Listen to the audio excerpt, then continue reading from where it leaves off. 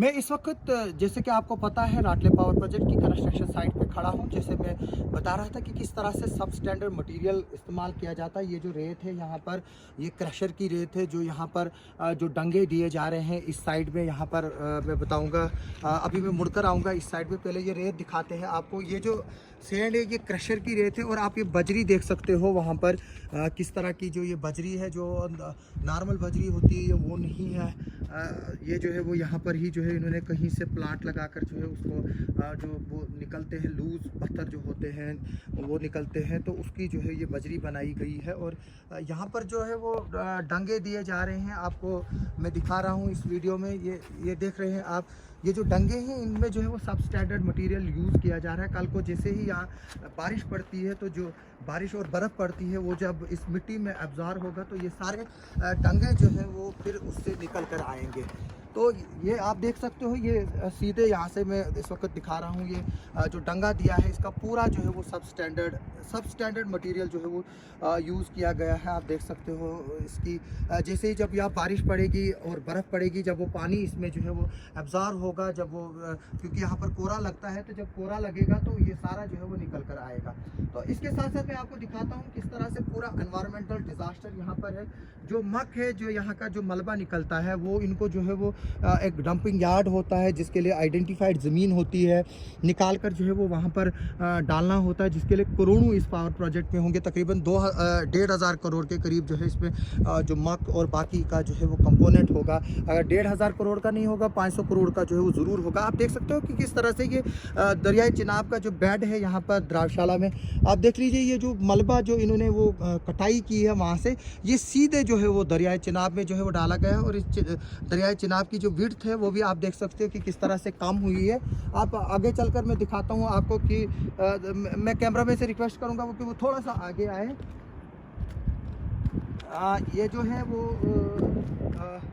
मैं दिखा रहा हूँ आपको कि ये आप देख सकते हो वहाँ जो पार है वो रास्ता जो है वो भी इसी तरह से जेसीबी ने जो है वो नीचे तक लिया है, और जो ये डंगे हैं वो वहाँ निकल कर आए हैं। और ये एक तरह से रिस्क है, जो जब ये ऊपर से इन्होंने मलबा डाला था तो फिर जेसीबी जो है उसको आगे क्लियर करते करते जो फर्दर जो है वो चिनाब में डाल रहा था। हालांकि वो इसमें अल्लाह ही बेहतर जानता है कि उसकी जान किस तरह से बची है, कि जिस तरह से ये 90 डिग्री नीचे जो है वो कर रहे हैं। वो वहाँ पर डाइवर्शन टनल है, डाइवर्शन टनल के साथ में भी आप देख लीजिए जो ये मटेरियल निकला है। हालांकि ये इनको गाड़ियों में और टिप्परों में भरकर जो है वो डंपिंग यार्ड्स पर जो है वो डालना है। वो भी जो है वो सीधे ही वहाँ पर जो पुल के साथ आपको दिखाई दे रहा है, जो पुल के साथ आप दिखाई दे रहा है वो जो है वो पूरा जो है वो दरिया में डाला है। हालांकि जैसे यहाँ अटैचियों का काम जो है वो तो सबको पता चलता। पोल्यूशन कंट्रोल बोर्ड यहाँ आया, उन्होंने क्या किया, क्या रिपोर्ट दी, किसी को पता नहीं। क्या जो mega power project construction company है यहाँ पर उनको कोई नोटिस दी गई? ये सिर्फ यही हाल नहीं है, पकल डूल का यही हाल है।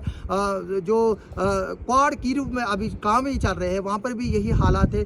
जो एनवायरनमेंट है ये पूरा डिज़ास्टर है। आप नेशनल हाईवे की बात कीजिए, आप जो किश्तवाड़ टू सिंथर रोड बन रहा है, आप ख़ासतौर पर जो आप कुड़िया से लेकर जो भंडारकोट से लेकर आप छात्रों तक देख लीजिए, पूरी बुरी हालत है वहाँ पर। जो पूरा जो मलबा है वो जो है वो नीचे डाला गया है। और अक्सर हमने एडमिनिस्ट्रेशन और गवर्नमेंट से शिकायतें की है, लेकिन क्योंकि ये लोग या तो अटैचियाँ चलाते हैं और इन पर जो है वो मजबूत हाथ होते हैं ऊपर से, क्योंकि ये मल्टी करोड़ जो है वो कंपनीज़ हैं, इनको पूछने वाला कोई नहीं है। जैसे ये 4 लोगों की जानें चली गई, इनके लिए इनकी कोई अहमियत नहीं है। अगर उन लोगों की जानों की अहमियत किसी के लिए, वो उनकी फैमिली के लिए, ये उस बीवी के लिए जो इस वक्त प्रेग्नेंट है और उसका हस्बैंड जो है वो इस हादसे में जो है वो मारा गया। जो फैमिली मेंबर्स हैं उनके लिए तो जो नुकसान गया उसकी कभी भरपाई नहीं की जा सकती है। लेकिन क्या आइंदा आने वाले इसी तरह के हादसा या ना हो, उसको रोका जा सकता है? बिल्कुल रोका जा सकता है। अगर प्रशासन, अगर पुलिस, अगर पोल्यूशन कंट्रोल बोर्ड, अगर जो यहाँ के एनवायरमेंटल बोर्ड है, फॉरेस्ट क्लियरेंस बोर्ड है, यहाँ की सरकार है, अगर वो जो है वो स्ट्रांग नोटिस लेती है तो ज़रूर जो है वो बचाया जा सकता है। आगे चलकर इस तरह के हालात में फिर से आपको दिखा दूँ कि ये किस तरह से जो है वो दरियाए चिनाब का में जो है वो ये सारा जो मलबा डाला गया है, ये नीचे से भी डाला गया है। जो पार आप देख रहे हो जहाँ ये जेसीबी लगी और जहाँ ये रात को हादसा हुआ था, वहाँ पर भी जो है अभी भी ये कटाई होनी है और ये जो रास्ता है वो ऊपर तक जाना है, जहाँ डैम का टॉप बनेगा तकरीबन। जो ये आप वहाँ घास के ऊपर जो पत्थर देख रहे हैं सीधे, जो डाइवर्शन टनल है, डाइवर्शन टनल के ऊपर जो तकरीबन 100 मीटर के या 50 मीटर के ऊपर जो वो आपको वाइट एक पत्थर दिख रहा है, वहाँ तक जो है तकरीबन ये रोड जाएगी।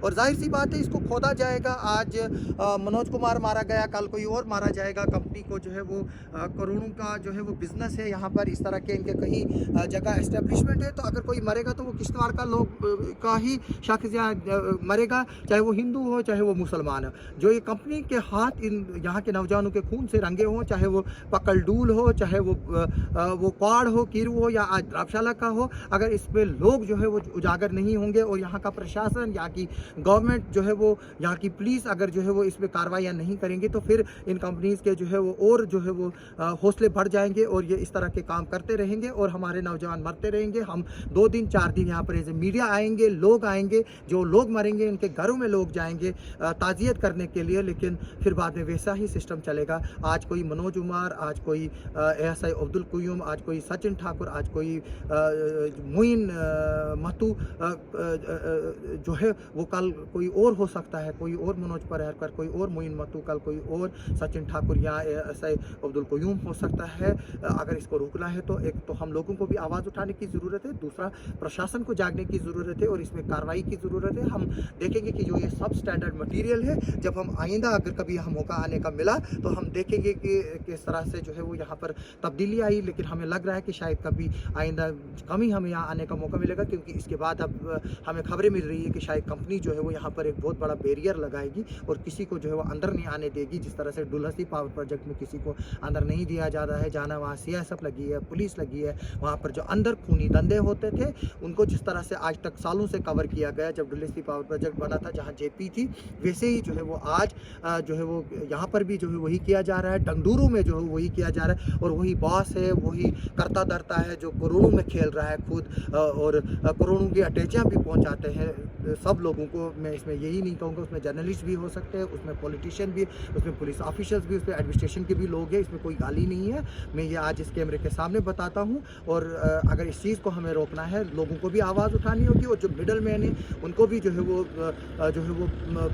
साइड करना होगा। जैसे कि हमने देखा था कि पिछले दिनों दक्षिण में हड़ताल चल रही थी जिसमें बीजेपी के लोग खुद जो है वो हड़ताल के लिए आए थे, लेकिन बाद में उस हड़ताल को आनंद फानंद जो है वो क्लोज कर लिया गया। क्यों किया गया, किनके इशारों पर किया गया, वो अभी तक जो है वो हमारे को समझ नहीं आ रहा है। क्या वहाँ पर जो लोगों की डिमांडें थी वो पूरी हुई, नहीं हुई। ये मुझे आज भी फ़ोन आ रहे हैं। कल भी जो है बीजेपी का जो बीटीसी जो है वो चेयरमैन जो है नागसिनी ब्लॉक का, वो प्रोटेस्ट कर रहा था और इंटरव्यू दे रहा था। मैंने वो वीडियो भी जो है वो अपलोड किया है। उनकी भी यही शिकायतें हैं। आरआर प्लान जो है वो इम्प्लीमेंट नहीं हुआ, लोगों को एम्प्लॉयमेंट नहीं मिल रही है, लोकल जो है वो खजल हो रहा है और उसको जो है वो इस मौत के कुएँ में जो है वो डाला जा रहा है। जैसे कल हमारे 4 नौजवान लोगों को जो है वो मौत के कुएं में डाला गया और वो मौत और ज़िंदगी से यहाँ पर बाकी लोग जो है वो लड़ रहे थे और जो प्रशासन के लोग यहाँ पर मेगा कंपनी के थे वो जो है वो फरार थे। आप सबका सुनने के लिए और देखने के लिए बहुत बहुत शुक्रिया। उम्मीद है कि आप इस वीडियो को शेयर करेंगे और इतना शेयर करेंगे ताकि ये जो गवर्नमेंट है, जो प्रशासन है, जो सेंटर में गवर्नमेंट बैठी है और पोल्यूशन कंट्रोल बोर्ड है और जो भी इस प्रोजेक्ट के साथ मुलविस एजेंसीज है,